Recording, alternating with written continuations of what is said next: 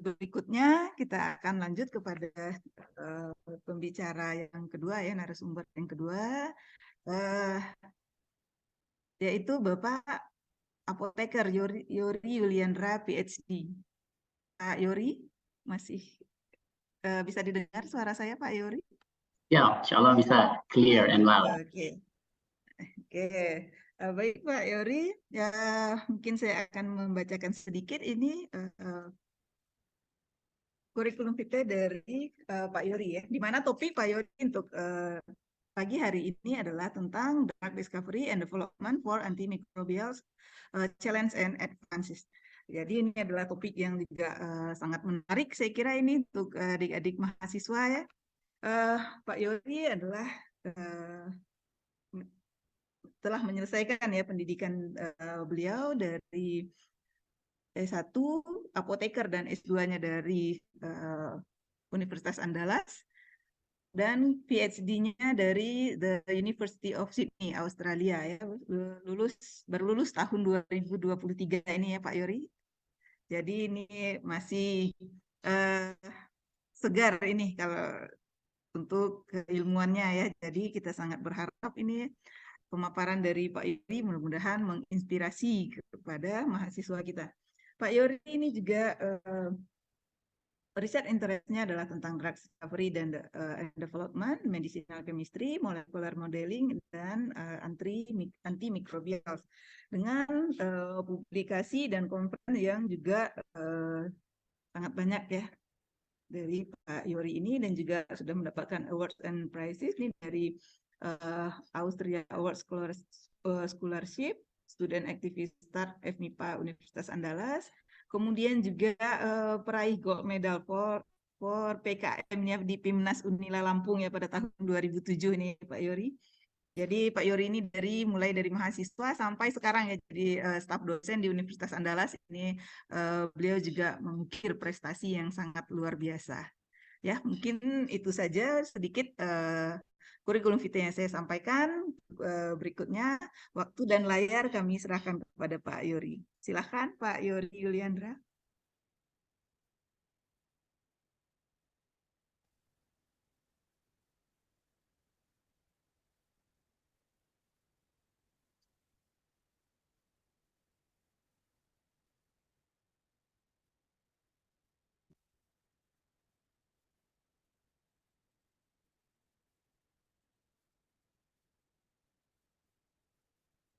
Bismillahirrahmanirrahim. Assalamualaikum warahmatullahi wabarakatuh. Waalaikumsalam. Alhamdulillah, salatu wassalamu ala rasulillah wa ala alihi wa sahbihi wa mawala. Kita tumpangkan mukadimah kepada moderator dan protokol yang terdahulu. Senang sekali saya bisa hadir di sini berbagi. Sebentar nih.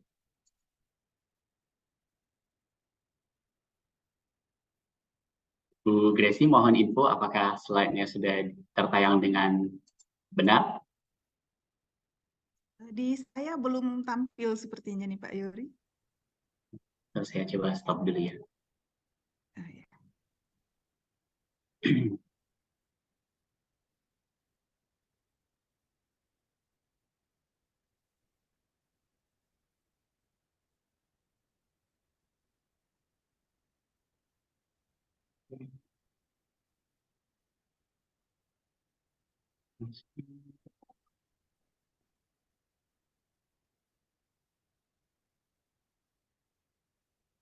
Oke, sudah terlihat Pak Yori.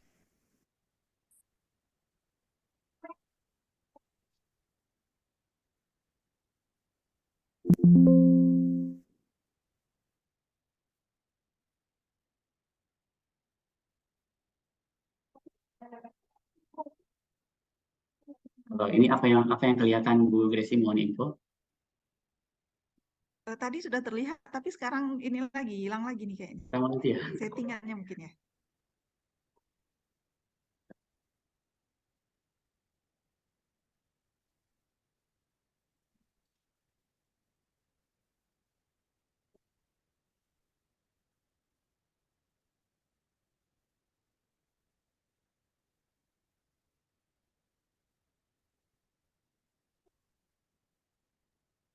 Sorry, saya coba sekali lagi ya.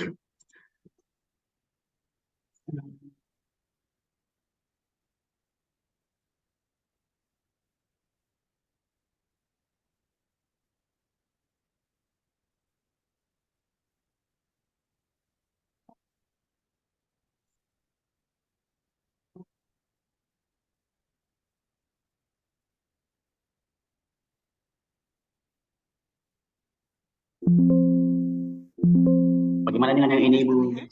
Sudah, Tidak terlihat. sudah terlihat, Pak. Oke.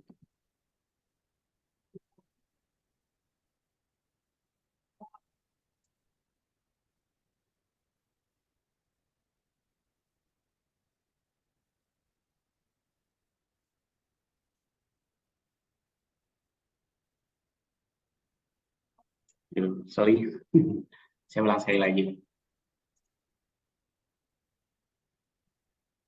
Apa kalau kita bantu boleh juga mungkin Pak dikirim ke Bu Wira mungkin ya, ke Bu Wira mungkin boleh dibantu kalau apa kalau Coba kesulitan. sekali lagi, habis ini saya nyerah kalau nggak bisa juga. Oke, oke silakan.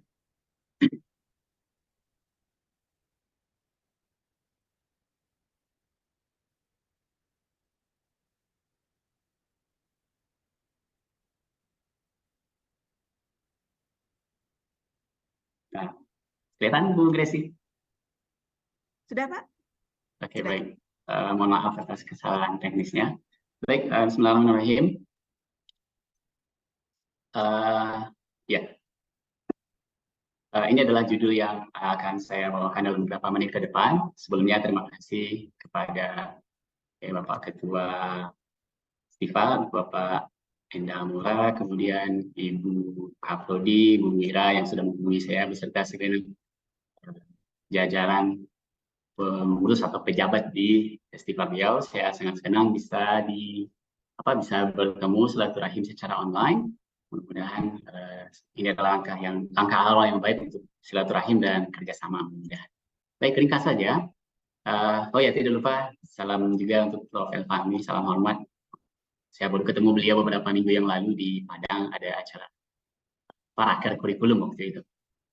Baik, saya bagi menjadi dua saja slide atau presentasi guest lecture pada kesempatan kali ini. Sesuai dengan judulnya, kita bagi menjadi dua. Yang pertama adalah terkait dengan challenge, apa saja tantangan-tantangan yang ada saat ini. Sebenarnya tidak hanya saat ini ya, sejak beberapa tahun atau dekade terakhir terkait dengan penemuan dan pengembangan obat-obat antimikroba, khususnya antibiotik. Jadi antimikroba itu secara umum dia dibagi menjadi 3 atau 4 mungkin ya.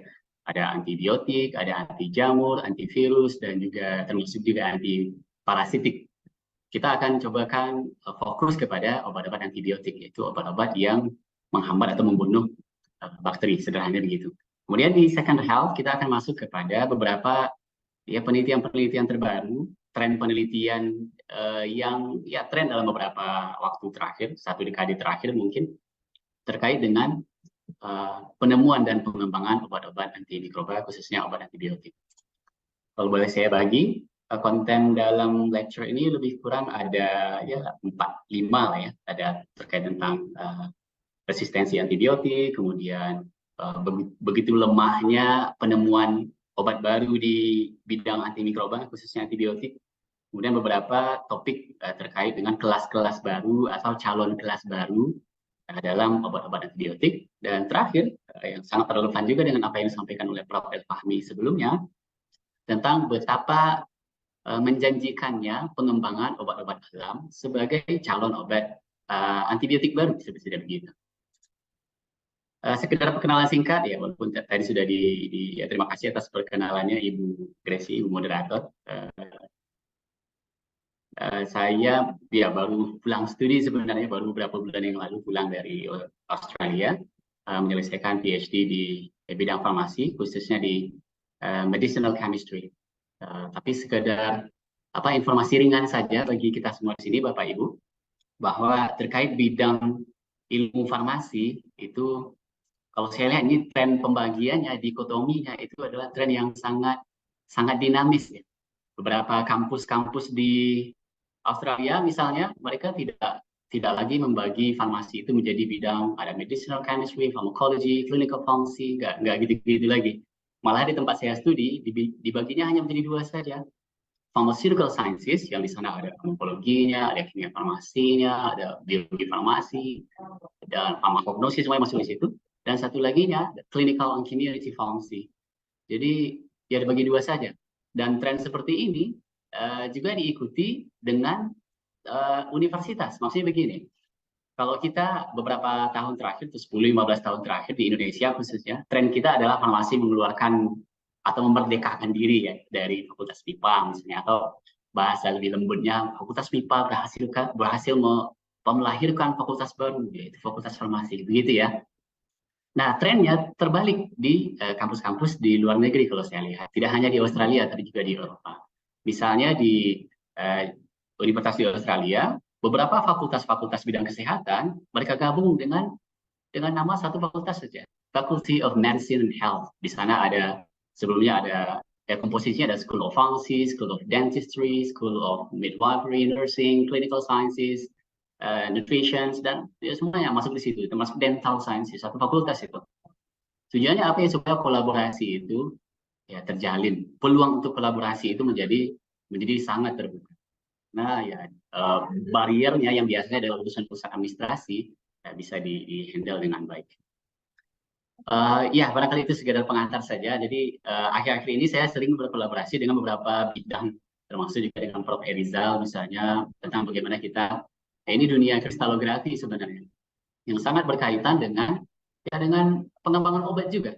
Bagaimana kelarutannya diperbaiki, misalnya, bagaimana kristalografinya, sehingga juga membuka peluang untuk pengembangan diri bagi kita sebagai baik sebagai student kah, sebagai peneliti, sebagai dosen, dan lain sebagainya.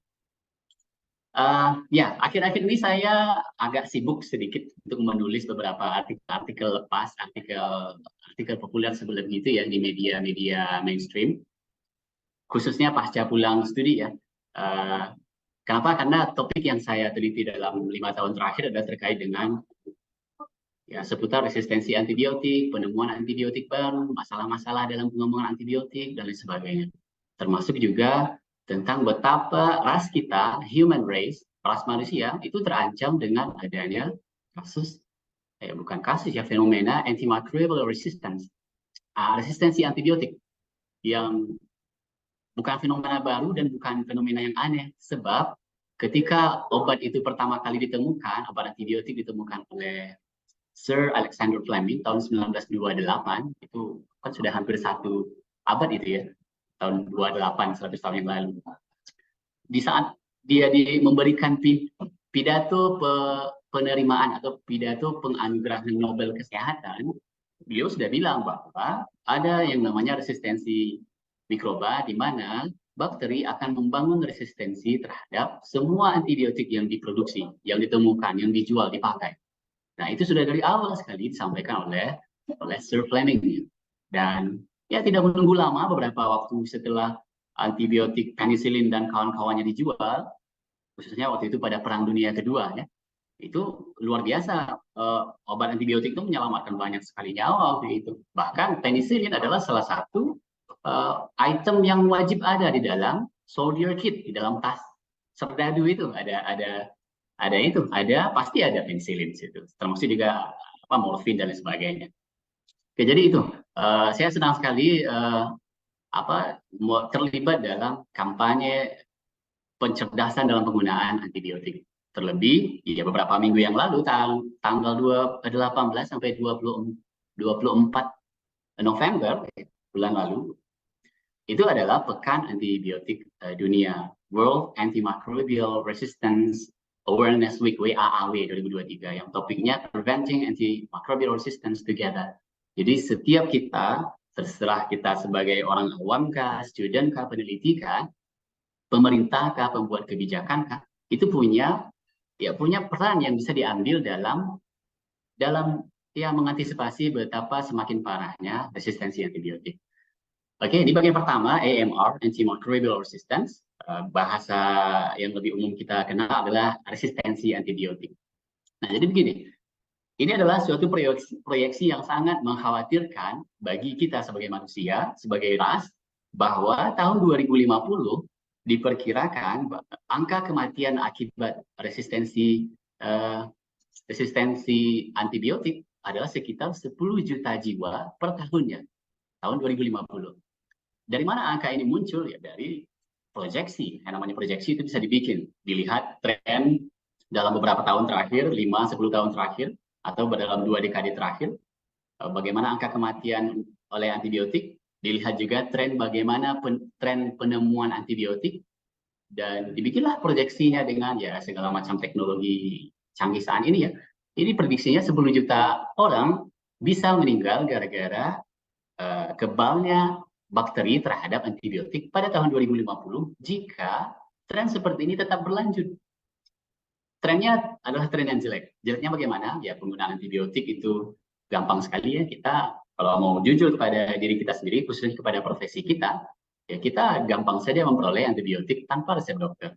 Bahkan ketika kita tidak minta sekalipun, seringnya pihak apotek justru menawarkan antibiotik. Nah, ini bagi saya itu sangat menyedihkan. Dulu memang sudah menyedihkan, tapi pasca bergaul dengan riset antibiotik, bagi saya ini sangat miris.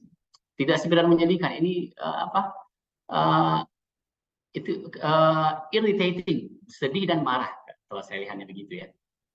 Sebab ya kita lihat dunia luar, khususnya negara maju, mereka untuk mendapatkan antibiotik saja kita harus periksa dokter, dan belum tentu ada garansi juga kita akan diberikan antibiotik meskipun kita menurut culture terinfeksi oleh bakteri patogen. Misalnya pasiennya masih kuat, masih muda, gizinya bagus, dokter cenderung tidak memberikan antibiotik. Ketika saatnya memang pasien tersebut perlu antibiotik, saya beberapa kali menerima resep antibiotik, hampir selalu diresepkan amoxicillin, dan itu masih manjur di luar negeri.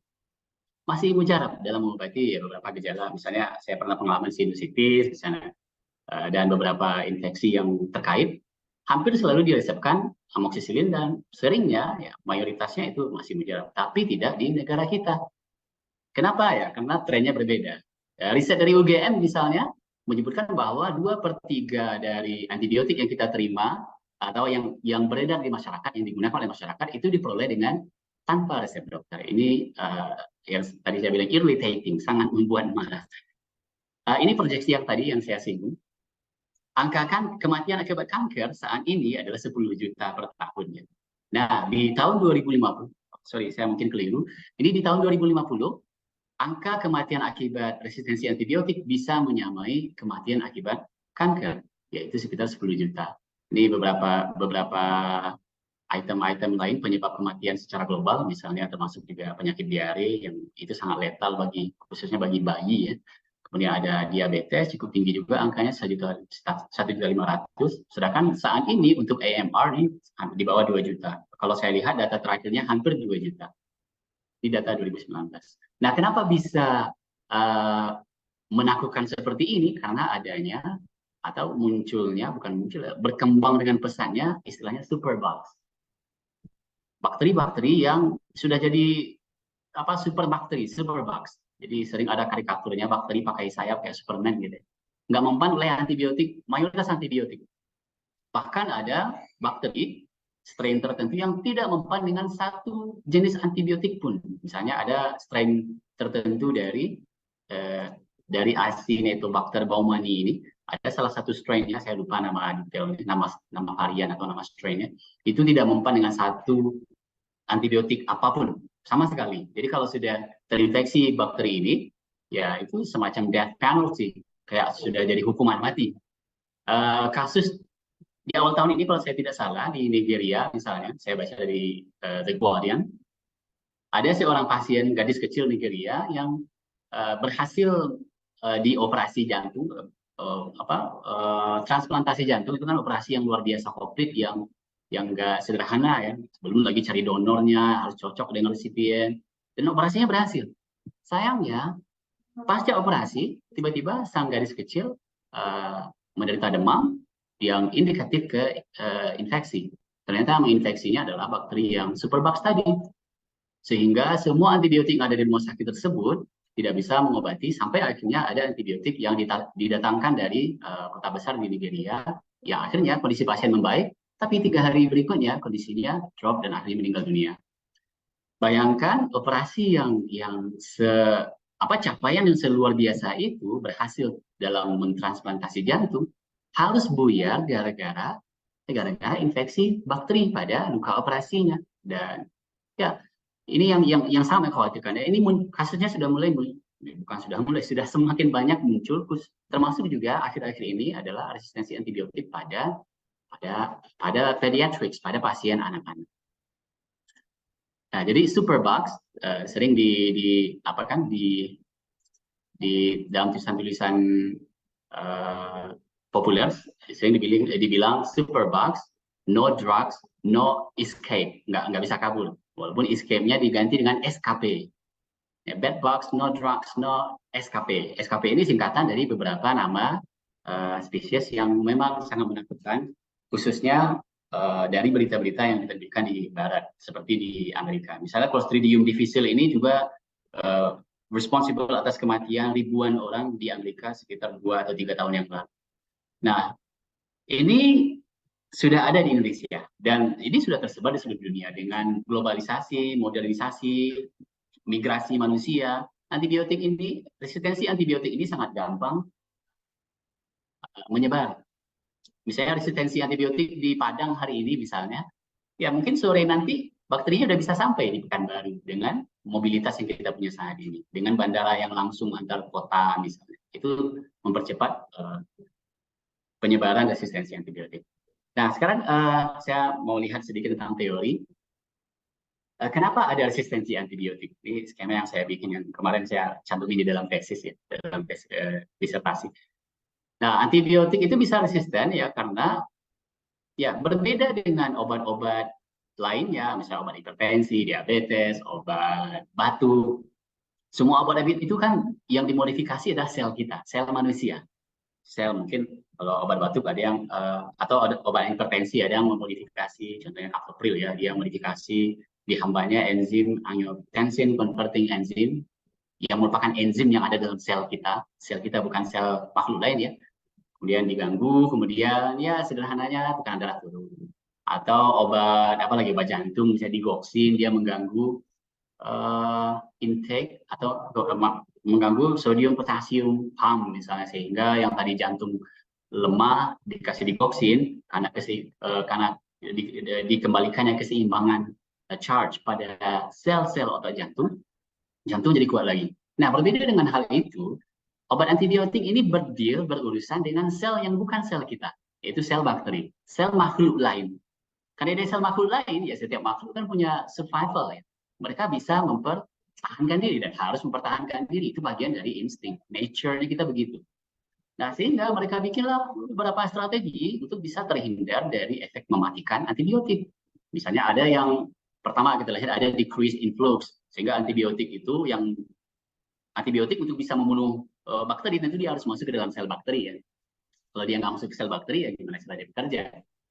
Sama juga dengan sel kita ketika kita menderita infeksi, kan ada istilah infeksi, ada kolonisasi, itu kan berbeda ya dalam ilmu mikrobiologi.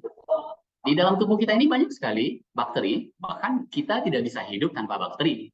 Sehingga para pakar juga berkelakar bahwa sebenarnya kita ini, manusia ini, ya tidak 100% makhluk eukariotik lah. Sebabnya alasannya sederhana, sebab kita nggak bisa hidup kalau nggak ada bakteri, nggak ada makhluk, nggak ada organisme yang prokaryotik seperti bakteri, misalnya flora usus sederhananya. So, kalau kita makan nggak ada flora usus ya bisa-bisa mati kita itu karena nggak diproses kan. Nah, jadi karena dia adalah makhluk yang ada dalam tubuh kita, dia bisa menginfeksi kalau ya dalam kondisi tertentu, misalnya populasinya sangat banyak, overpopulated, sehingga yang tadinya bakterinya bakteri baik, bakterinya netral misalnya, baik atau netral, ternyata karena populasinya banyak, over colonization, dia bisa jadi jahat, masuk ke dalam sel, merusak sel. Selagi bakteri nggak masuk ke dalam sel kita, ya kita aman, sederhananya begitu. Setiap infeksi itu, ya mayoritas infeksi lah, kalau boleh saya bilang, terjadi kalau sel bakteri masuk ke dalam sel tubuh kita. Tergantung, kalau infeksinya di mata, misalnya konjungtivitis, ya itu dia masuk ke dalam sel yang ada di konjungtiva. Infeksi di ginjal, dia masuk ke dalam, ya semua jaringan. Kalau dia masuk ke dalam sel tersebut, dia bisa masuk proses metabolisme yang ada dalam sel. Nah, begitu juga dengan antibiotik, dia hanya bisa bekerja kalau dia masuk ke dalam sel bakteri. Nah, bagaimana kalau dia tidak bisa masuk? Ya, itu yang terjadi. Cara bakteri pertama adalah dengan menurunkan influx dari obat antibiotik, sehingga yang tadinya misalnya jalur masuknya di sini, kalau boleh saya tandai, di tadi pintunya lapang, sekarang dia jadi sempit, sehingga obat antibiotik nggak bisa masuk. Jadi terjadi penurunan intake atau penurunan influx ke dalam sel, sehingga ya terhindar. Atau yang kedua, ada cara yang kedua, active influx. Bakteri yang mudah berhasil masuk ditendang lagi keluar. Jadi dibikinlah oleh bakteri ini semacam pompa yang bisa mengeluarkan molekul-molekul antibiotik yang sudah berhasil masuk ke dalam sel. Udahlah tadi masuknya susah, kalau sudah masuk ternyata ditendang lagi keluar. Gitu. Nah, jadi ya itu contoh dua yang sederhana. Contoh yang ketiga ada target alteration. Ini sedikit bermain dengan genetika untuk memahaminya. Jadi target antibiotik itu kan ada yang dibilang 4 ya menurut teori. Ada yang targetnya adalah protein-protein yang terlibat dalam pembentukan dinding sel, ada yang replikasi RNA, ada yang dia macam-macam. Nah, target-target ini bisa dimodifikasi oleh bakteri. Kenapa dia bisa memodifikasi? Ya sederhana saja, karena dia makhluk hidup yang perlu survive. Segala macam cara akan dia coba untuk mempertahankan hidupnya. Nah, misalnya dia memproteksi protein atau enzim tersebut. Misalnya amoxicillin, targetnya adalah nama proteinnya adalah penicillin binding protein. Nah, target ini bisa misalnya dilindungi oleh bakteri, sehingga molekul obat yang sudah masuk ke dalam sel bakteri ya nggak nemu mana target, mana tempat saya nempel, nggak ada. Jadi tempat dia nempel nggak ada, sehingga dia tidak bisa memberikan efek. Kita paham bahwa dalam teori molecular pharmacology, ya suatu obat bisa memberikan efek sistemik kalau dia ketemu dengan targetnya atau ya dengan reseptornya sederhananya. Kalau reseptornya nggak ada, ya bagaimana dia memberikan efek? Nah, begitu. Kemudian yang terakhir, yang menjadi fokus dalam riset saya dalam beberapa tahun terakhir adalah tentang inaktivasi antibiotik.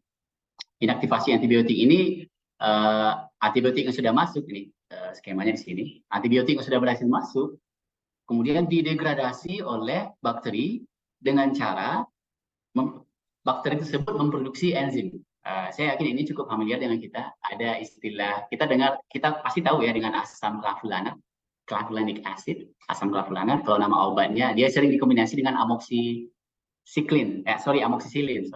Amoxicillin, dia dikombinasi dengan clavulanic acid. Kenapa dia dikombinasi? Ya, karena kalau dia tidak dikombinasi melawan antibiotik yang sudah resisten terhadap amoxicillin, maka begitu amoxicillin kita minum, ya masuk ke dalam sel bakteri, ya di dalam sel bakteri, obat amoxicillin dan kawan-kawan yang berasal dari kelas beta lactam itu akan didegradasi oleh enzim yang diproduksi oleh bakteri. Nama enzimnya, wait for it, ini saya yakin ini semua familiar. Nama enzimnya adalah beta laktamase, kita semua tahu. Sehingga ya apapun, ya mayoritas kelas obat yang sekelas dengan amoxicillin, nama kelasnya beta lactam secara umum ya, walaupun bisa dibagi lagi menjadi ada penicillin, ada carbapenem, cephalosporins dan seterusnya. Jadi begitu obat ini masuk ke dalam sel, enzim yang diproduksi oleh bakteri tadi bisa menghancurkan, memutus rantai beta lactam dari molekul antibiotik. Dalam hal ini adalah amoxicillin, termasuk juga ya, yang lain cephalosporin misalnya. Nah, tidak hanya beta lactam yang menderita penghancuran seperti ini akibat enzim diproduksi antibiotik. Mayoritas antibiotik itu menerima treatment, menerima serangan seperti ini dari bakteri. Jadi antibiotic inactivation itu adalah salah satu yang menjadi penyebab utama kenapa bakteri bisa resisten terhadap suatu antibiotik yang pada awalnya efektif tapi menjadi resisten gara-gara enzim yang tadi. Oke, berikutnya kita lihat poin yang kedua. Kita sudah cerita sedikit tentang antimicrobial resistance. Yang kedua adalah tentang adanya fenomena discovery void. Kita cerita sejarah sedikit. tahun 19 kita potong saja ya, kita skip yang salvarsan ini, kita langsung menuju ke penicillin yang tadi sempat saya singgung. Tahun 1928, Sir Alexander Fleming itu menemukan penicillin. Tahu nggak kalau ternyata penemuan ini nggak sengaja loh, nggak niat, ya nggak niat. Dia adalah seorang microbiologist waktu itu bekerja di rumah sakit. Di musim gugur waktu itu di rumah sakit tersebut, dia meninggalkan pekerjaannya. Pas pulang-pulang, ternyata ada salah satu plate cawan petri dish, cawan petri tempat dia bekerja, yang tempat dia menguji kulturnya, ada sebagian yang bakterinya tidak tumbuh di sekitar Penicillium notatum, yang pada akhirnya itu diketahui adalah suatu obat molekul yang kemudian diberi nama dengan penicillin. Nah, tahun 1928 dia temukan penicillin, tahun 1945 ya kalau nggak salah, dia dianugerahi hadiah Nobel, yang dimana dia memberikan pidato tentang resistensi antibiotik itu, dan pada saat itu dipakai untuk Perang Dunia ya, sebagaimana saya singgung tadi. Nah, tahun 1950-an, 60-an, 70 itu kita sebut dengan the golden age of antibiotics. Ya, pada periode itu banyak sekali antibiotik baru yang diproduksi, yang ditemukan baru akhirnya diproduksi dan dijual dan dipakai di masyarakat, baik itu di klinik maupun di community. Termasuk juga ya, terus sampai tahun 1970 ada fosfomycin, kemudian sampai 1980 ada kelas-kelas baru. Nah, secara umum kelas ini kita bagi menjadi 4 atau 5 saja. Ya, yang warna-warna hijau itu dia menghambat pembentukan dinding sel bakteri. Kemudian yang orange seperti sulfonamide, termasuk juga trimetoprim, ya warna kuning juga, itu dia menghambat metabolisme folat. Dan yang biru-biru itu adalah menghambat protein sintesis, misalnya chloramphenicol misalnya, yang cukup familiar dengan kita. Kemudian ada oxazolidinone, seperti linezolid dan kawan-kawannya. Yang merah menghambat replikasi DNA dan seterusnya. Nah, kalau kita lihat dari chart ini, sebelum tahun 90 kita tidak ada lagi, dunia tidak berhasil lagi menemukan kelas baru antibiotik. Dan lamanya sudah 90 sampai sekarang sudah 3 dekade itu ya. Jadi sudah 3 dekade terakhir tidak ada inovasi lagi dalam penemuan obat-obat antibiotik.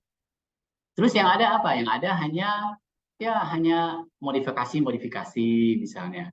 Tadinya kalau kita bawakan ke obat yang lebih sederhana, misalnya dalam obat hipertensi misalnya ada captopril, kemudian dimodifikasi menjadi ada ramipril, lisinopril, itu kan modifikasi struktur saja dengan improvement. Ya mungkin ada yang long term sehingga minum obatnya dari yang tadinya 3 kali sehari jadi sekali sehari, ada yang minum obatnya dari harus 3 hari misalnya jadi 2 hari atau jadi 1 hari, dan semisalnya. Nah, begitu juga dengan antibiotik yang ada hanya modifikasi saja. Kalau kita lihat di rumah sakit kita saat ini, mayoritas antibiotik yang kita temukan, yang kita pakai itu adalah antibiotik yang berasal dari puluhan tahun yang lalu. Misalnya amoxicillin itu, amoxicillin temukan tahun 1950-an, hampir tahun 1960, 1958 itu amoxicillin. Walaupun ya sudah mulai agak berkurang efektivitasnya, khususnya di negara-negara berkembang, tapi di negara-negara maju saya lihat itu masih sangat menjadi ujung tombak, termasuk juga misalnya untuk pengobatan COPD, chronic obstructive pulmonary disease, infeksi pada pada COPD ya, apa bahasa kita yang ada asma, batuk bronkitis, yang batuk menahun gitu-gitu. Nah, kalau antibiotik di luar negeri, di Eropa, standar terapinya masih amoxicillin. Bahkan amoxicillin tunggal, nggak perlu dikombinasi juga dengan asam klorofulanan. Itu di negara maju. Bagaimana dengan kita? Amoxicillin sudah nggak dilirik lagi. Di dalam standar terapi infeksi yang ada di Indonesia, amoxicillin itu sudah termarginalkan sekali, sudah dianggap obat kelas bawah. Jadi nggak mempan lagi. Ya, karena wajar saja, dia sudah dipakai sejak ditemukan tahun 1958, tahun 1960 lebih kurang, dan sudah dipakai sampai sekarang ya. Pasti bakteri sudah membangun berbagai macam cara untuk terhindar dari dari efek mematikan amoxicillin. Nah, selain amoxicillin misalnya carbapenems seperti meropenem, imipenem, dan ya kawan-kawannya yang belakangnya penem, itu kan salah satu antibiotik lini terakhir itu ya. Lini terakhir itu maksudnya kalau udah nggak mempan lagi obat-obat antibiotik yang biasa, yang first line treatments, yang bisa solusi terapinya adalah carbapenems. Sayangnya carbapenems itu sekarang sudah banyak resistensi juga yang kemarin saya teliti sebagian dari penelitian saya. Nah, carbapenems ini sebagai salah satu obat termujarab saat ini, obat antibiotik termujarab saat ini, itu usianya sudah mau 50 tahun itu. Carbapenems pertama kali ditemukan tahun 1980-an. 1982 ya ini di sana. Ya di sini ya carbapenems. Nah, ada carbapenems. Nah, itu sudah ya dikembangkan tahun 1980-an dan sudah akhirnya di approve untuk dipakai di klinikal. Dan sampai sekarang menjadi salah satu antibiotik yang harus dijaga sekali penggunaannya. Jadi kalau kita di rumah sakit ada pasien yang sudah diberikan meropenem, nah, menurut teorinya ini berarti pasiennya udah ya, infeksinya bukan infeksi biasa, sehingga harus diberikan meropenem atau carbapenem setelah nama kelasnya. Nah, ini yang disebut dengan discovery void. Ada celah, ada rentang di mana tidak ada lagi inovasi, yang ada hanya modifikasi. Nah, kalau kita lihat, nih kita next slide, kalau kita lihat. Nah, ini saya ambil dari artikel yang diterbitkan pada tahun 2022. Ada beberapa antibiotik, ini ada 3 slide ya. Kalau kita lihat, antibiotik yang sudah diterima, sudah approve ya, sudah boleh dipasarkan, dari tahun 2017 sampai 2020 ya, kalau nggak salah. Mayoritasnya memang modifikasi saja. Kita lihat misalnya delafloxacin ya, dari namanya kita akan tahu ini adalah ya kelas statin atau kelas fluoroquinolones. Misalnya contoh yang lain adalah spuloxacin, ada alaledasasin, nah namanya macam-macam ya. Ya kelihatan ini ya kelasnya fluoroquinolone FQ, fluoroquinolone.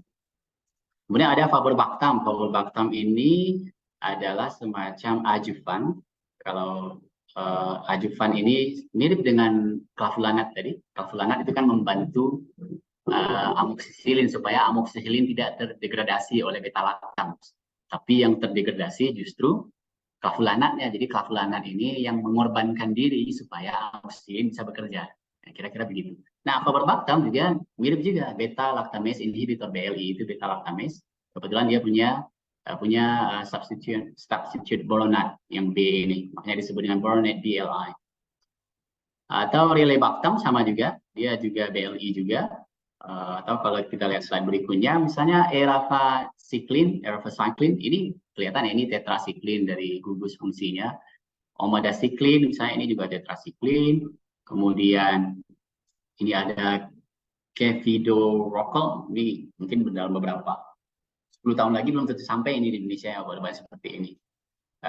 Ini dari kelas cephalosporin atau cephalosporin, kalau orang Australia bilangnya cephalosporin, dibacakan. Karena ya kelihatan di sini ada sisi beta-lactamnya. Jadi cephalosporin, semua yang ada diawali dengan cef ya, cefixim, cefotaxim, ya cef itu pasti cephalosporin kalau dia obat antibiotik. Itu juga modifikasi. Apa ini modifikasi? Ya tambah-tambah gugus macam-macam lah.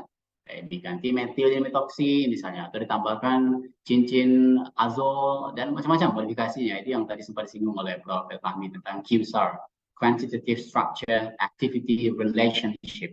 Bagaimana modifikasi terhadap struktur akan berefek terhadap aktivitasnya.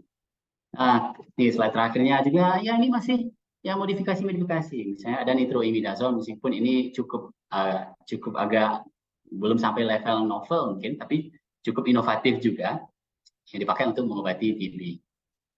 Nah, itu gambarannya.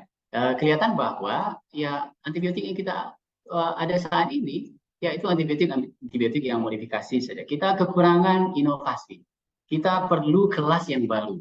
Kenapa ya? Karena tingkat resistensi antibiotik semakin meningkat. Dan angka kematiannya semakin meningkat dari tahun ke tahun di semua negara, tidak hanya di negara-negara tertentu. Nah, kalau Asia punya bahan bacaan yang mungkin menarik, ini 2021 antibacterial agents in clinical and preclinical development ini diterbitkan oleh WHO, yang ya kelihatan di sini obat-obat antibiotik yang sedang ada di dalam pengembangan itu apa saja. Jadi bisa kita baca di sini sebenarnya. Saya coba ringkas.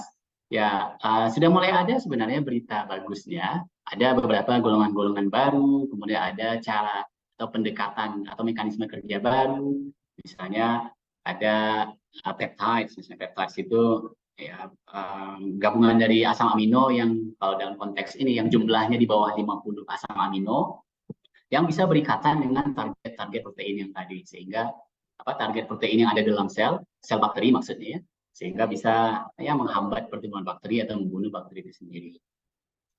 Jadi salah satu yang di-highlight di sini juga adalah tentang adanya single and combination therapy.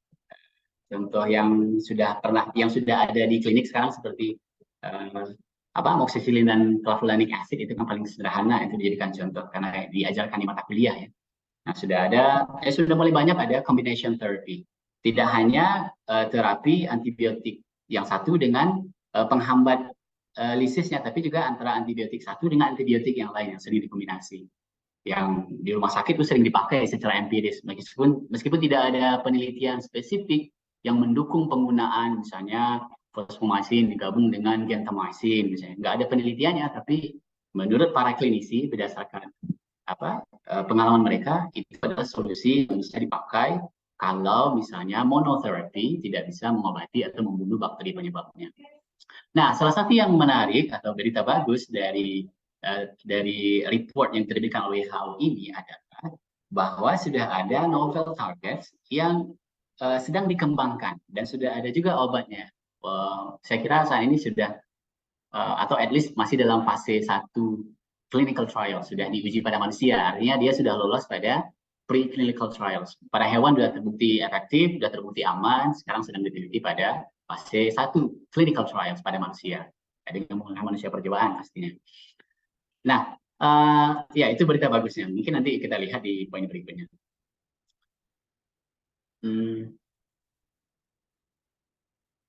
Ya, ini saya senang sekali kemarin bulan Oktober ya, saya berkesempatan menulis kolaborasi dengan beberapa pakar global terkait terkait resistensi antibiotik dan terkait discovery dari obat-obat antibiotik baru.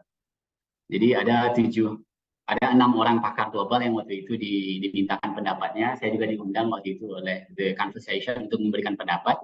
Apakah dalam 50 tahun lagi kita masih akan punya antibiotik? Sederhananya begitu ya maksud pertanyaannya. Saya jawab ya waktu itu. Dan surprisingly, sebenarnya unsurprisingly, para pakar yang lain dari Amerika, Kanada, Australia, Eropa, semua juga sepakat bahwa antibiotik masih akan tetap ada 50 tahun lagi. Walaupun tadi kan kita bilang kendala dalam pengembangan obat itu kan luar biasa berat ya. Buktinya 30-40 tahun terakhir nggak ada inovasi.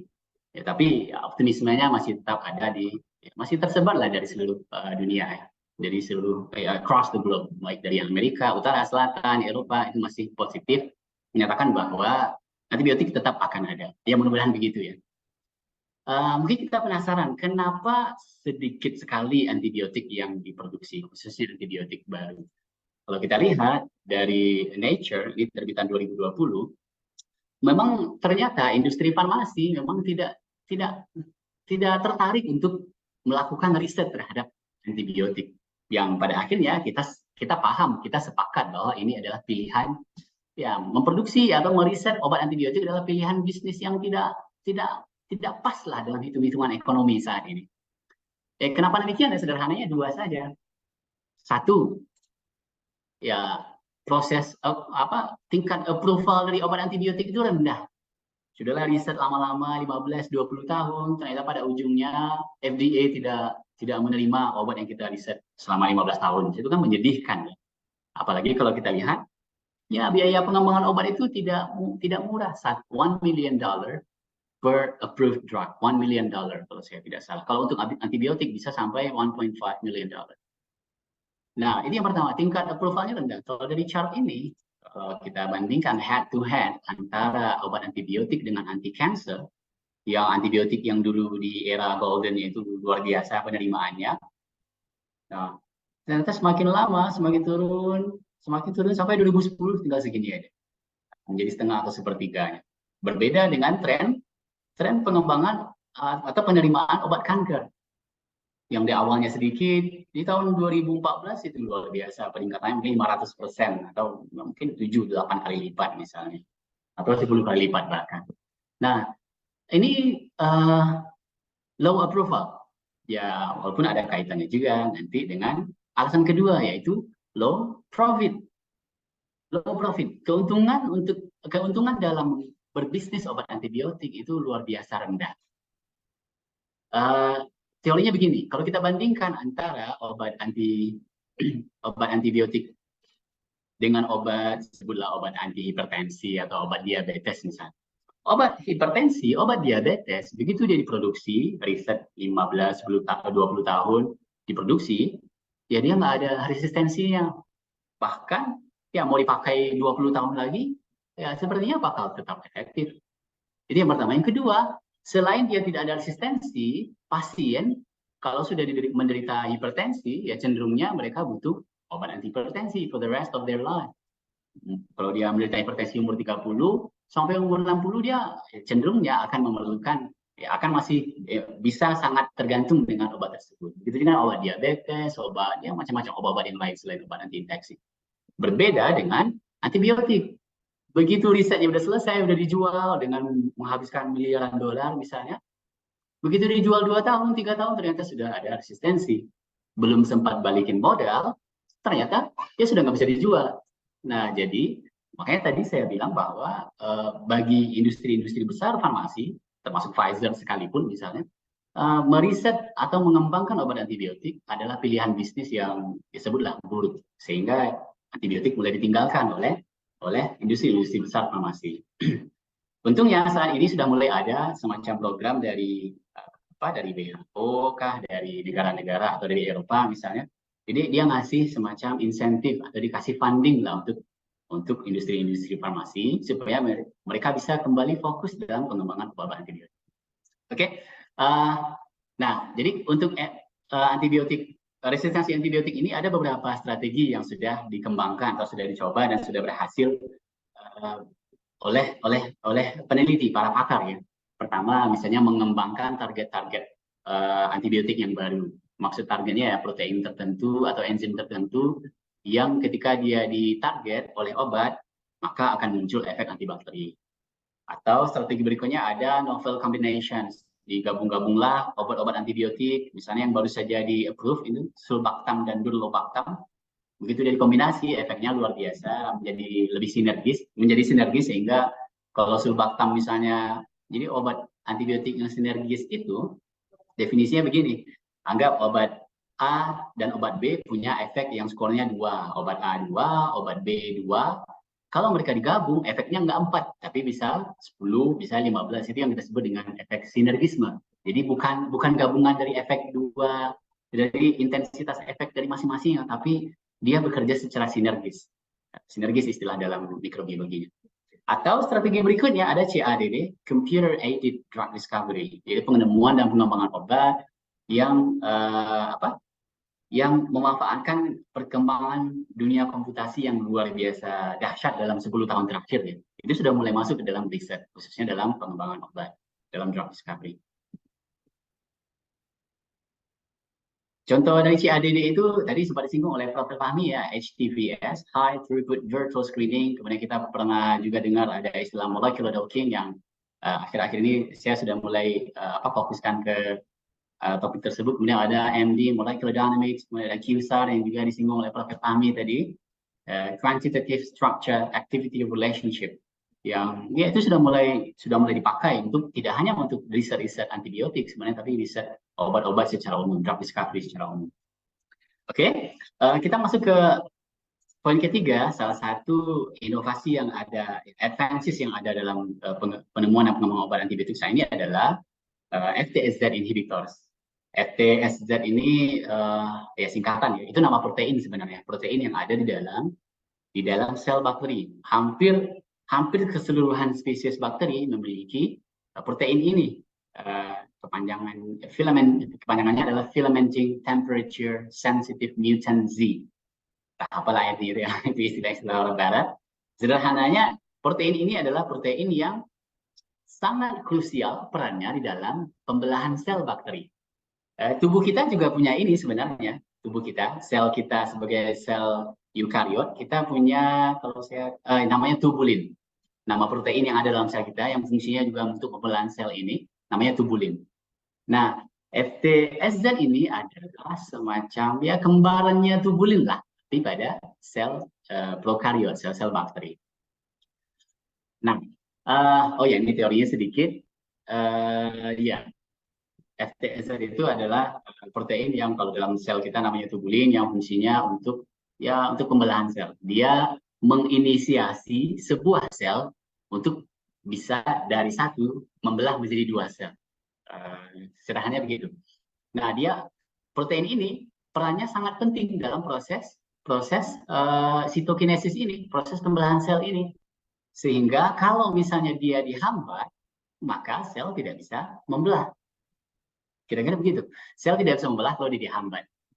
Karena pentingnya fungsi atau krusialnya fungsi dari protein ini, ya dia sudah bisa ditarget dan sudah ada obat yang khusus menarget menarget protein ini pada sel bakteri. Yang untungnya sudah ada di dalam laporan WHO tadi terkait obat-obat yang sedang dalam pengembangan, khususnya dalam clinical trials. Kalau kita lihat ini ada skema sedikit tentang kalau kita lihat di FTSZ ini yang biru-biru ini ya, ini protein-protein yang biru-biru ini adalah FTSZ. Dia fungsinya untuk menginisiasi pembelahan sel sehingga yang dari awalnya begini dia ngumpulin dia kalau bahasa ini mengorkestrasi kayak dirijen ya, memandu semua pemain alat musik untuk menghasilkan musik yang harmoni. Kira-kira begitu.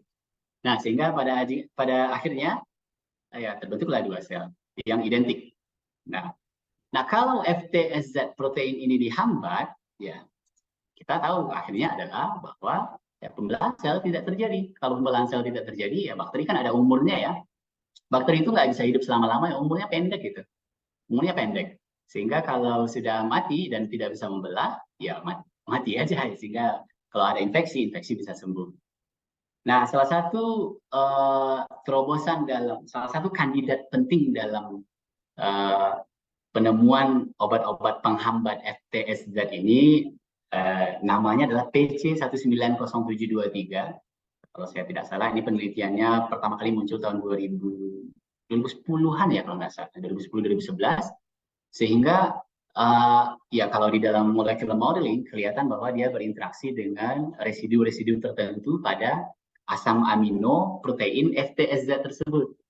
Sehingga kalau dia diikat, kalau protein ini diikat oleh senyawa PC19 dan ini, protein tersebut nggak bisa menjalankan fungsinya. Sehingga proteinnya dihambat, makanya nama kelasnya adalah FTSZ inhibitors. Kalau dia dihambat, ya dia nggak bisa menginisiasi proses pembelahan sel. Nah, ada beberapa senyawa, kalau kita gali review terkait FTSZ inhibitors ini, sudah ada banyak sekali senyawanya, ini saya himpun yang ada sekitar 4 atau 5. Ini misalnya, ini backbone-nya seperti ini, tulang punggung strukturnya begini, sehingga di bagian R1 ada modifikasi-modifikasi, ada yang klor di situ, ada yang CF3, dan di L2-nya juga bervariasi. Nah, yang salah satu FTSZ inhibitor yang sudah masuk ke dalam clinical trials adalah TXA709 ini. Yang ini dia, yang tadi saya ambil dari dokumen yang dari WHO tadi. Dia sudah masuk fase 1. Walaupun ini masih panjang ya, fase 1, fase 2, fase 3 itu masing-masingnya bisa makan 2 sampai 5 tahun itu. Jadi bakal ya lama sekali penelitian antibiotik ini.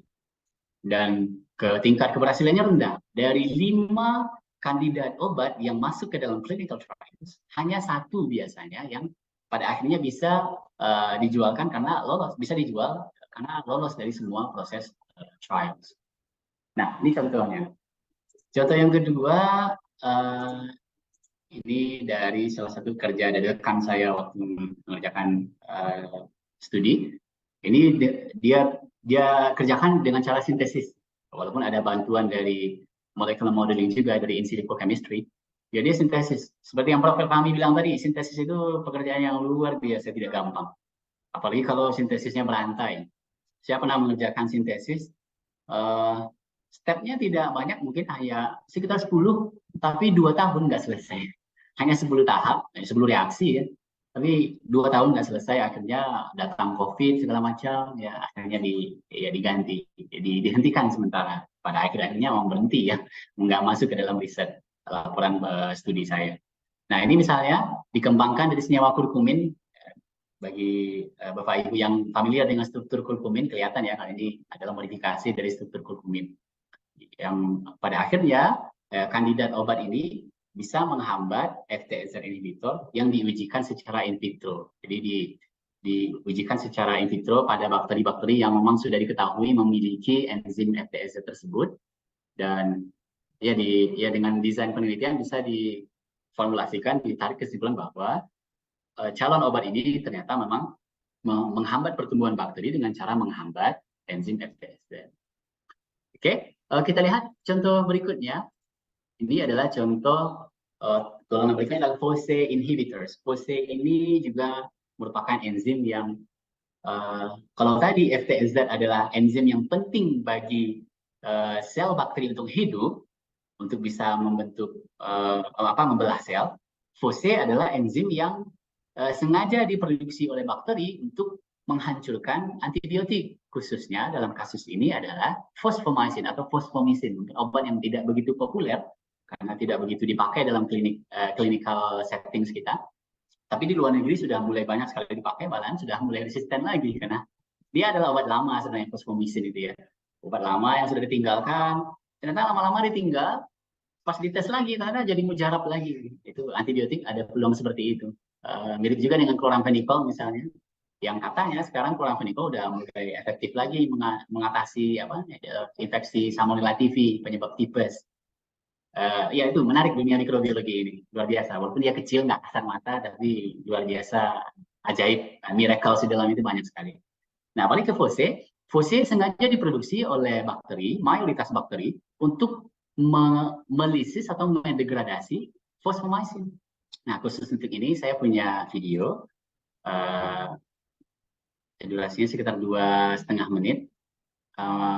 Ibu Gresi, Ibu Moderator, kalau tidak kedengaran audionya mohon kabari ya. Saya putar.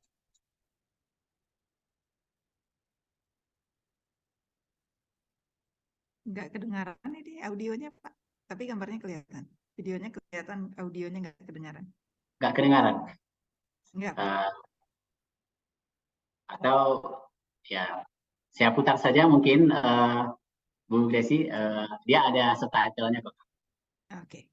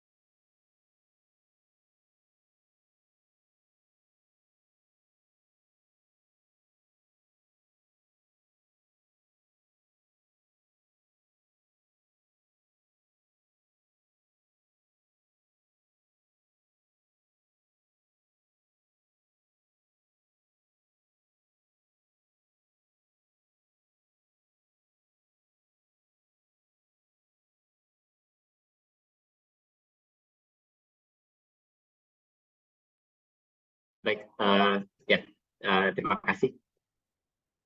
Ya, itu adalah video yang saya bikin. Kebetulan ada kontes waktu itu ya, kontes bagi PhD student untuk lomba bikin multimedia dari riset ya. Yang secara umum mengcover apa yang saya kerjakan dalam beberapa tahun terakhir.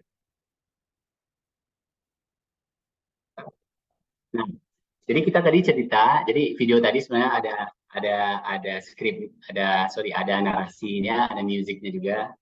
Nah, tadi saya beberapa kali mencoba men-share supaya suaranya muncul, ternyata ada kendala, terus akhirnya terpaksa yang tanpa suara. Jadi tadi ceritanya tentang fosfomycin dan FOSE. Fosfomycin itu adalah obat antibiotik yang sekarang kalau bahasa riset itu making a comeback. Obat lama yang sudah ditinggalkan ternyata tiba-tiba menjadi pilihan mujarab. Jadi fosfomycin itu, fosfomycin mungkin atau fosfosin ya namanya di Indonesia ini, biasanya dipakai untuk mengobati urinary tract infection, infeksi saluran kemih, ya infeksi saluran kemih. Dan dulu dia mengalami resistensi hebat dipakai lagi atau jarang sekali dipakai, udah mulai ditinggalkan, khususnya karena ada obat lain yang lebih efektif. Tapi karena dalam beberapa tahun terakhir resistensi itu udah luar biasa, sehingga para pakar mengkaji lagi atau mencoba-coba lagi obat-obat lama. Salah satunya yang membuat headline waktu itu adalah fosfomycin. Sehingga sampai saat ini fosfomycin ini menjadi first line treatment untuk UTI, infeksi saluran kemih, khususnya pada anak-anak, itu menurut standar terapi yang ada di Australia. Sayangnya fosfomycin ini resistensinya juga sudah semakin luas, khususnya resistensi yang disebabkan oleh FOSE, enzim atau protein yang diproduksi oleh bakteri yang akhirnya melisis fosfomycin. Ini kalau secara skematis kalau kita lihat, mekanisme kerja fosfomycin itu adalah ada nama enzim namanya MURA, enzim yang kaitannya juga dengan pembentukan dinding sel bakteri. Ini komponen-komponen yang ada pada peptidoglycan, dinding sel bakteri.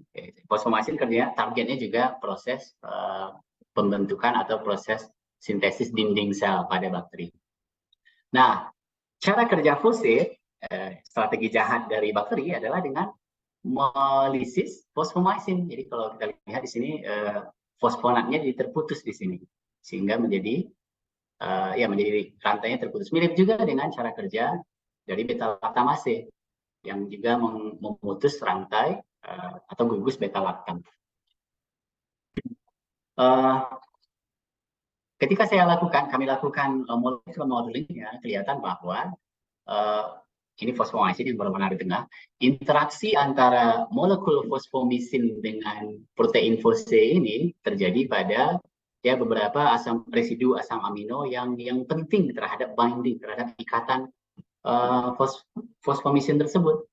Sehingga gara-gara ikatan ini, fosfomycin ya jadi hancur seperti ini. Jadi nggak berefek lagi. Nah, dengan demikian, secara teori, kalau FOSE ini berhasil kita hambat, maka efektivitas fosfomycin bisa dikembalikan lagi, bisa di-restore, bisa kembali lagi efektivitasnya. Oleh karena itu, FOSE juga menjadi salah satu target yang sekarang mulai diriset dengan cukup intensif. Saya lihat ada beberapa publikasi dalam tahun ini dan tahun lalu yang sudah menghasilkan beberapa calon obat yang akan menghambat FOSE, sehingga kalau calon obat ini diminum oleh pasien yang juga menggunakan fosfomycin sebagai antibiotik dalam mengobati infeksinya, maka secara teori fosfomisin akan efektif dan tidak mengalami degradasi atau resistensi akibat strategi dari bakterinya. Kalau kita lihat, ini adalah struktur protein dari fose. Ya, penelitian saya dengan ini menggunakan software, ada beberapa software yang saya dipakai untuk molecular modeling. Saya menggunakan software Schrödinger. Mungkin beberapa software lain juga cukup populer terkait ini, misalnya ada Autodoc Vina, misalnya ada Nandy, ada Gromex, dan segala macam. Ini adalah salah satu pengembangan teknologi komputasi di dalam proses drug discovery. Ya, targetnya bisa macam-macam. Kebetulan dalam riset saya ini targetnya adalah enzim atau protein yang responsible terhadap degradasi obat. Dalam kasus ini adalah fosfomisin. Jadi kalau kita lihat prosesnya tadi, ya ini, jadi kita bekerja dengan database senyawa kimia atau bahasa ininya, kalau virtual database itu disebut dengan ligand ya. Ligand kalau dia bekerja dengan, dia berikatan dengan suatu protein disebut dengan ligand. Jadi waktu itu kita lakukan screening terhadap hampir 600.000 molekul obat. Kebetulan ini obatnya adalah obat-obat yang clinically approved. Obat-obat yang sudah diterima, jadi bukan obat baru. Obat baru kan istilahnya new chemical entity. Lama sekali itu proses untuk bisa dipakai di settingan klinik. Kan tadi kita singgung sekitar 15 tahun, bisa sampai 20 tahun ya. Nah, kalau misalnya yang obat pakai ini adalah obat yang sudah diterima, tentu approval-nya bisa dipangkas ya, bisa mungkin 2, 3, 5 tahun, sehingga bisa segera mencapai pasar, sehingga dipakai untuk mengatasi semakin parahnya resistensi antibiotik. Jadi kita pakai virtual libraries, kemudian di strateginya ada high throughput burst screening, kemudian kita docking dengan standard precision, kemudian kita docking lagi dengan presisi yang lebih baik, sampai kita temukan calon-calon kandidat-kandidat ajuvan atau kandidat mungkin mirip dengan mirip secara konsep dengan pemanfaatan asam klavulanat ya, saat dikombinasi dengan amoksisilin. Sehingga di video tadi kan saya bikin komparasinya adalah amoksisilin dan klavulanat ya, meskipun tidak ada audio yang sorry about that. Jadi hits ini akan kita screening dan kita lihat, kita analisis bindingnya, kita analisis interaksinya dengan protein tersebut. Nah, seperti ini. Kita lihat ada interaksi yang cukup banyak, cukup kuat, sehingga obatnya bisa kita tes secara in vitro, kita tes secara mikrobiologi, melawan bakteri yang memang memiliki protein ini. Jadi bakteri itu bisa kita pesan di banyak ya, salah satunya yang populer adalah American Type, ATCC, American Type Culture Collection. Mereka jual banyak sekali bakteri yang satu spesiesnya harganya bisa $1.000-an ya, 10 juta lebih kurang. Nah, kalau fasilitas di kampus kita mumpuni dan bisa bekerja dengan bakteri-bakteri berbahaya, ini penelitian yang sangat prospektif untuk dikerjakan. Dan mungkin ada peluang untuk dapat grant ya, karena dunia sedang berfokus untuk menemukan antibiotik baru. Nah, ini contohnya. Dalam riset saya, dalam temuan kami itu, contoh senyawa yang paling kuatnya adalah zoledronate, yang kalau kita gabung dengan fosfomisin, dia akan bisa mengembalikan efektivitas fosfomisin dalam melawan infeksi yang disebabkan oleh bakteri-bakteri yang sudah resisten yang sebelumnya sudah resisten terhadap fosfomisin. Jadi zoledronate ini bisa menjadi penyelamat fosfomisin yang tadinya fosfomisin nggak ada efek apapun, pada akhirnya bisa menjadi efektif lagi dengan bantuan zoledronate. Oke, langsung ke sesi terakhir. Nah, waktunya udah 1 jam juga ngomongnya, 1 jam. Nah, ini sangat relevan dengan apa yang disampaikan oleh Prof. Fahmi tadi, bahwa natural products, bahan-bahan alam adalah kandidat yang sangat menjanjikan, kandidat obat yang sangat menjanjikan dalam pengembangan obat, khususnya wabil khusus ini untuk obat-obat antibiotik. Untuk obat yang lain ya juga, tapi dalam konteks saya, dia menjadi lebih penting di riset untuk kebutuhan obat-obat antibiotik. Kenapa demikian? Ya, alasannya sederhana. Kalau antibiotik tadi kita lihat ada di pipeline yang di antibiotik baru ya, yang sedang dalam pengembangan, termasuk juga yang sudah di-approve dalam beberapa tahun terakhir. Kita bisa tebak, kalau nggak mungkin dengan jamin ya, kalau jamin kita mendahului Tuhan ya. Kita bisa tebak bahwa efektivitasnya nggak bakal lama-lama itu. Paling 5 tahun kalau untung ya, 5 tahun, 7 tahun, 10 tahun. Ya dengan tren resistensi yang ada saat ini, ya umurnya nggak bakal lama ya. Sehingga ya masa depan bahan alam itu sangat luar biasa luas dalam konteks ini. Kenapa bahan alam?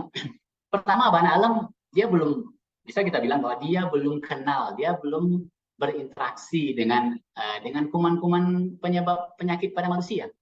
Dia masih barang baru ya. Jadi belum pernah punya trace sebelumnya secara umum ya. Sehingga resistensinya belum ada, ya bisa agak digaransi bahwa efektivitasnya akan sangat bagus karena belum ada resistensi. Itu yang pertama. Yang kedua, bahan alam itu diproduksi oleh makhluk hidup juga. Jadi kalau yang dilawan adalah bakteri, makhluk hidup, sel hidup, lawannya juga harusnya makhluk hidup juga. Bahan alam, yaitu ya tumbuhan obat, herbal medicine. Kenapa ya? Karena tumbuhan, ya semua makhluk ya, khususnya dalam konteks ini adalah tumbuhan, mereka memiliki secondary metabolites itu sebagai bagian dari defense mechanism. Jadi metabolisme dari kita paham ya dalam kuliah kimia bahan alam, itu diproduksi oleh tumbuhan sebagai bagian dari survivalnya juga. Nah, dengan adanya dengan memahami teori, kita juga bisa memahami bahwa bahan alam itu bisa diproduksi berbeda sesuai dengan waktu yang berbeda, pada lokasi yang berbeda, pada cuaca iklim yang berbeda, itu sangat memungkinkan secara teori. Sehingga ini sangat menjanjikan. Prospek untuk dikembangkan sebagai bahan obat, khususnya dalam obat antibiotik, itu sangat luar biasa. Jadi bahan alam yang kita punya saat ini itu hasil dari, kalau kita ngikut sedikit tentang teori evolusi ya, itu adalah hasil dari evolusi ribuan tahun itu. Sudah lama sekali tumbuhan tersebut mencicipi asam garam kehidupan ini sehingga bisa menghasilkan secondary metabolites tersebut. Nah, terakhir ada room for optimization. Sangat banyak peluang-peluang riset, cabang-cabang ilmu yang bisa mengoptimasi bahan-bahan alam untuk bisa naik kelas, untuk bisa jadi isolated, misalnya bahannya diisolasi, kemudian dikembangkan, dimodifikasi strukturnya dengan QSAR segala macam. Banyak sekali opsinya. Dan tentunya pemanfaatan ilmu komputasi yang sangat luas ini tentu memberikan peluang yang sangat menjanjikan. Nah, jadi ceritanya saya baru pulang sekolah, jadi belum ada riset ya. Tapi untungnya dalam 2 bulan terakhir kita ada satu riset kecil-kecilan yang dikerjakan dengan salah satu mahasiswa bimbingan. Ini baru simulasi kecil ya. Jadi kita riset tentang manggis, itu sangat terkenal pasti ya. Ini kita screening, manggis itu mayoritasnya secondary metabolites-nya adalah dari golongan xanthones ya. Kalau kita lihat di artikel review yang ada, itu mayoritas kandungan-kandungan kimia, chemical constituents of co-amangosteen are derived from xanthones. Salah satunya adalah gartanin. Jadi waktu itu kita screening secara in silico senyawa-senyawa kimia yang dihasilkan oleh manggis. Ternyata saat screening dengan salah satu protein yang penting pada bakteri untuk membentukkan dinding sel bakteri, ternyata gartanin memiliki afinitas yang luar biasa hebat. Kenapa saya bisa bilang luar biasa hebat? Karena ketika dibandingkan dengan cefepime, sebuah antibiotik dari kelas cephalosporins, kelihatannya dari ini beta-lactamsnya di sini, ternyata dia lebih kuat ikatannya dibandingkan dengan cefepime sendiri. Gartanin ya, ini gartanin, sebuah xanthone, kelihatan cincin xanthone di sini, memiliki docking score yang lebih tinggi, yang lebih kuat dibandingkan dengan cefepime. Jadi bayangkan, ini senyawa bahan alam, ini obat yang sudah menjalani riset 10, 15, 20 tahun, bisa kalah oleh sebuah bahan alam yang biasa kan makanan kita sehari-hari kan, manggis kalau lagi musim ya. Jadi ini potensial sekali untuk kalau bisa diisolasi misalnya, dan nggak mesti diisolasi juga, isolasi mungkin perlu ya, tapi dengan pemanfaatan komputasi juga, bisa banyak sekali modifikasi yang bisa kita berikan terhadap senyawa ini. Anggap misalnya dia efektif, dan ternyata aman juga, walaupun barangkali aman ya, sebab kita sejauh ini makan manggis 5-10 buah kayaknya nggak ada efek samping. Secara teori kelakarnya begitu deh. Tapi ya begitu contohnya, bahan alam itu membuka, ini baru sekali screening ya, ini screening coba-coba ini dari manggis saja, belum lagi dari bahan alam yang lain, misalnya dari ya, macam-macam sekali lah penelitian yang kita sering kerjakan di kampus ya, penelitian skripsi itu kan mayoritasnya bahan alam itu, dengan kolaborasi dengan bidang-bidang lain, bidang chemistry, medicinal chemistry, in silico, mikrobiologi, apa dengan farmaseutika dan perbaikan formulasi, itu akan dampak dari riset kita itu menjadi lebih nyata dibandingkan dengan kita terkooptasi penelitian farmakologi saja, penelitian kimia farmasi saja, itu sangat tidak kita kehendaki di era saat ini. Ya, sekarang eranya kolaborasi. Jadi ini sekadar highlight saja. Ya, ini baru preliminary study, mungkin bisa diteruskan ke molecular dynamics. Kalau syukur-syukur bisa diisolasi, atau bisa kalau mau jalan cepat ada yang jual kita beli. Terus kita tes dengan beberapa strain bakteri. Kalau hasilnya luar biasa itu kan sangat menjadi kontribusi tersendiri bagi pengembangan bahan alam. Apalagi bisa dipublikasi misalnya di jurnal-jurnal top misalnya, itu yang salah satu menjadi kinerja ya peneliti ya. Barangkali demikian saja, karena waktunya juga sudah lewat kayaknya. Terima kasih atas perhatiannya. Saya juga sampaikan acknowledgement kepada Australia Awards, karena riset ini adalah mayoritasnya sebagai bagian dari studi saya yang didanai oleh Australia Awards, kemudian juga funding dari Drug Discovery Initiatives dari University of Sydney, dan juga ada beberapa kolaborator eksternal kami dari Emory University dan University of Pittsburgh, USA. Demikian Bu Gracie, terima kasih atas perhatiannya. Saya kembalikan kepada Ibu Moderator. Terima kasih Pak Yori. Pemaparan yang sangat bagus sekali ini ya, membuka mata kita ini bahwa tentang antibiotik yang sudah banyak resisten dan ini juga mengancam ya untuk kehidupan umat manusia ini sebenarnya ya. Dan juga tadi Pak Yori juga sudah menyampaikan bahwa tidak banyak riset-riset tentang antibiotik atau pengembangan antibiotik ini karena kendala terutama tadi low approval dan low profit ya, ini jadi tantangan untuk para peneliti ini ya, khususnya untuk dan juga ya untuk di akademisi. Baiklah, untuk para mahasiswa dan Bapak Ibu dosen yang mengikuti kuliah tamu ini dipersilakan untuk mengajukan pertanyaan. Mungkin karena waktu kita sudah hampir habis, mungkin cuma 1 atau 2 pertanyaan yang mungkin bisa di-cover pada waktu ini. Dipersilakan. Boleh raise hand mahasiswa atau langsung bersuara juga silakan.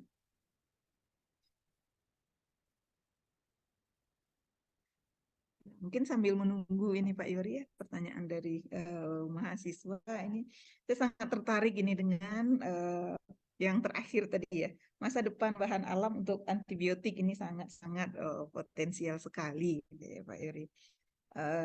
Dimana di sini juga yang mungkin saya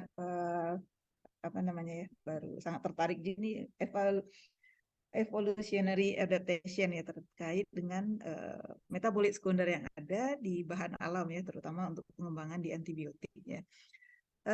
Kalau menurut Pak Yori ini untuk tumbuhan-tumbuhan obat yang ada di Sumatera ini terutama ya, selain santon tadi ya dari mangostin tadi manggis ya.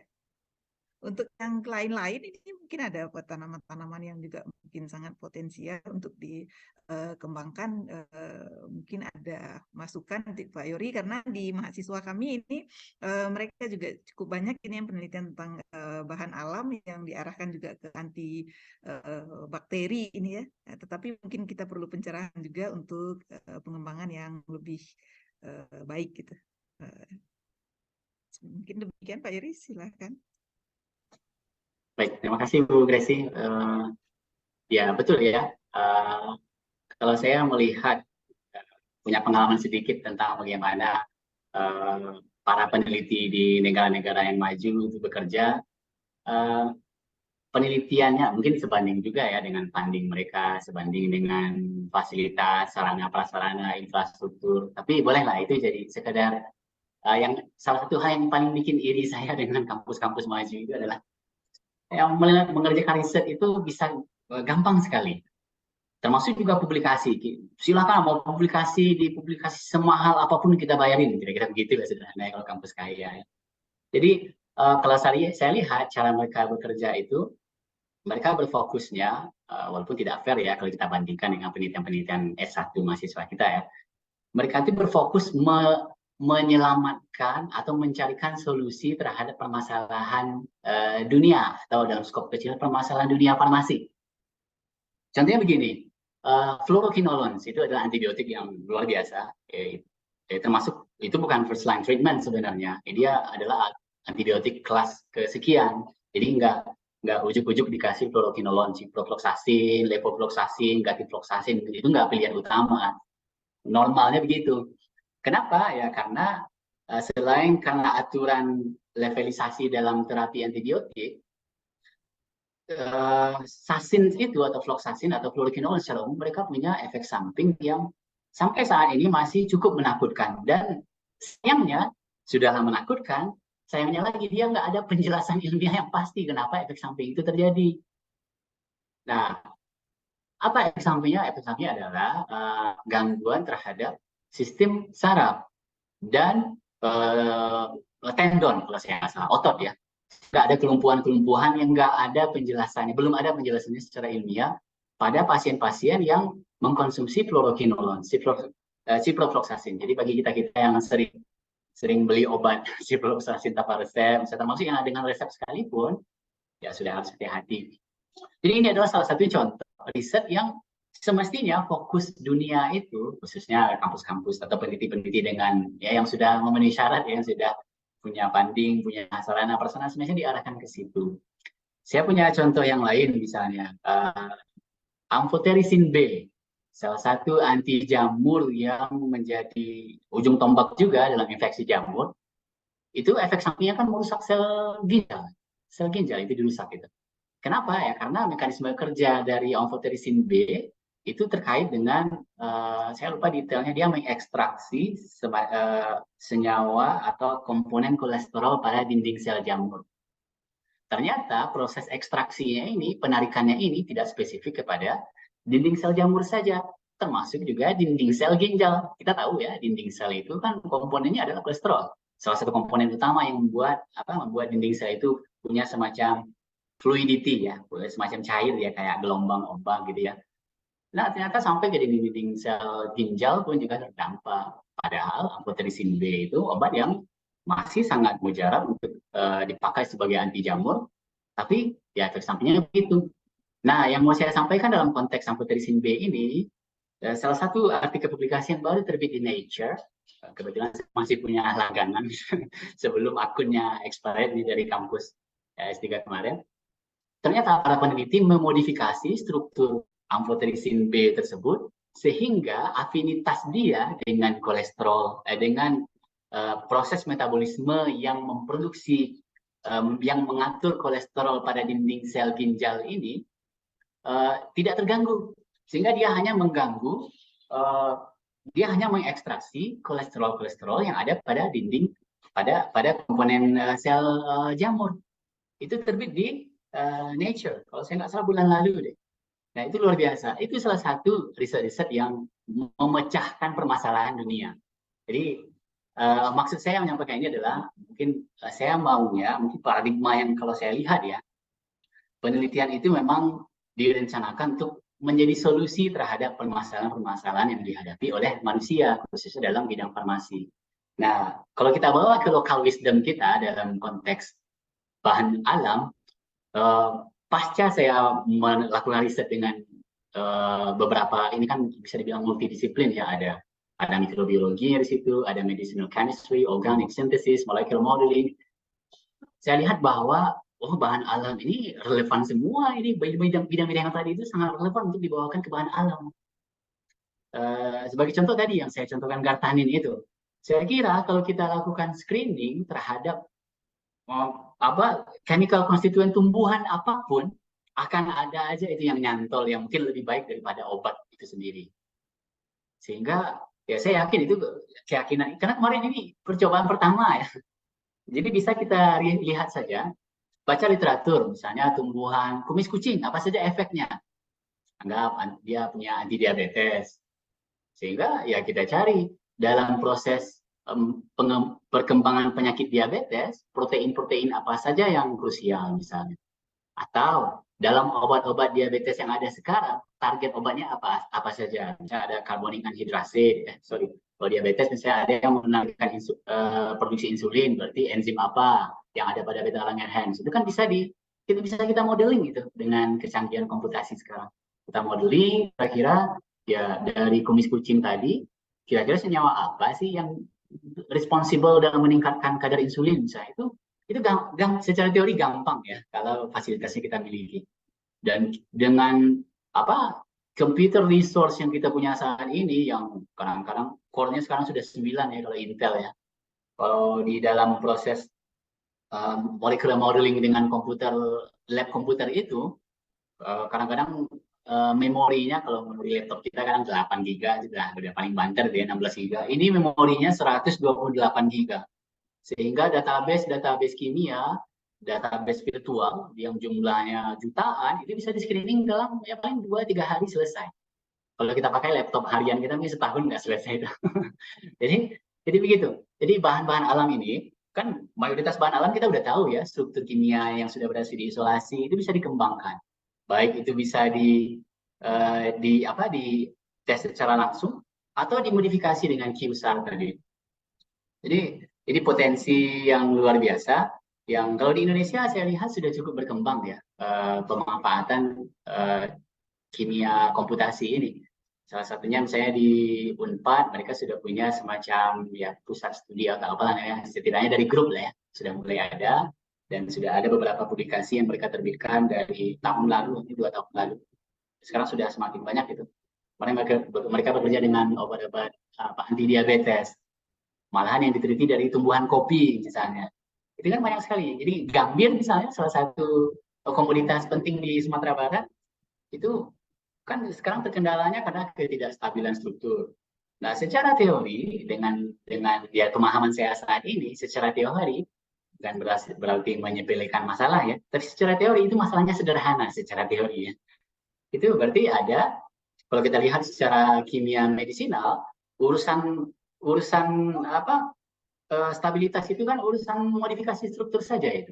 Tidak hanya stabilitas, kelarutan juga bisa dimodifikasi dengan ya modifikasi strukturnya berganti kelarutannya atau modifikasi strukturnya bertukar selektivitasnya yang tadi ada efek samping, sekarang dengan struktur yang sudah dimodifikasi ternyata dia cukup spesifik terhadap target tertentu yang tadinya target yang lain nempel juga sehingga ada efek samping, sekarang dia nempelnya dikit aja ke yang protein yang lain, fokusnya ke protein yang menjadi target obat. Nah, itu luar biasa kalau bisa dicapai. Itu perkembangan yang sangat baik bagi riset di dalam drug discovery. Saya kira itu Gracie sekedar membuka cakrawala saja. Baik, terima kasih banyak Pak Yuri. Ya, memang kan alam ini sangat luar biasa ya. Untuk informasi kita juga sudah punya ini di Istighfar ya baru apa ya untuk pengembangan docking ini ya, kita juga punya fasilitas yang mudah-mudahan untuk kedepannya juga akan berkembang ya, bisa kolaborasi juga ini dengan teman-teman yang di bidang lain ya. Oke, baiklah karena keterbatasan waktu ya untuk sesi tanya jawab mungkin tidak bisa kita lanjutkan lagi. Sekali lagi ini kami mengucapkan terima kasih banyak ini atas sharing dari Pak Yuri.